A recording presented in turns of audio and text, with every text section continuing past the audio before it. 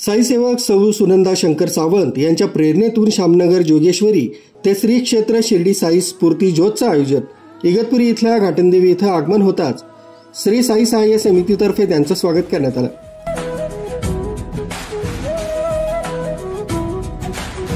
साई स्फूर्ती ज्योतचं आधारस्तंभ श्री हितेश सावंत यांचा शाल श्रीफळ पुष्पगुच्छ देऊन सत्कार करण्यात येऊन त्यांच्या सहकाऱ्यांचा देखील सत्कार करण्यात आला।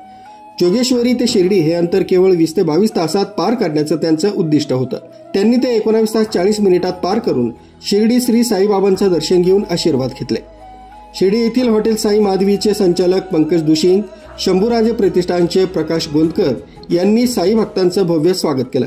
या प्रसंगी आयोजक हितेश सावंत यांनी आपलं मनोगत व्यक्त केलं। ओम साईराम।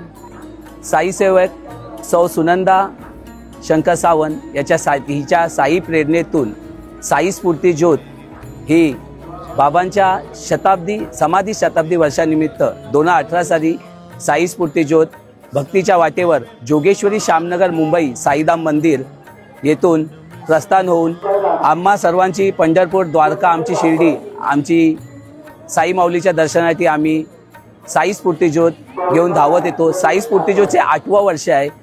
साई स्फूर्ती ज्योतने जोगेश्वरी शामनगर ते श्री क्षेत्र शिर्डी हे अंतर 20 तासात धावत पूर्ण केलेलं आहे। साई स्फूर्ती ज्योतमध्ये 14 खेळाडू आणि 50 साई सेवक असा 65 जणांचा हा साई स्फूर्ती ज्योत साई परिवार आहे।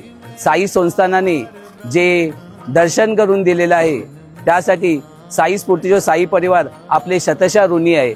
असेच हेच प्रेम हाच विश्वास साई स्फूर्ती ज्योत सोबत अखंड राहावा ही साईंच्या चरणी मी प्रार्थना करतो आणि मी साई संस्थानाचे मी लाख धन्यवाद मानतो।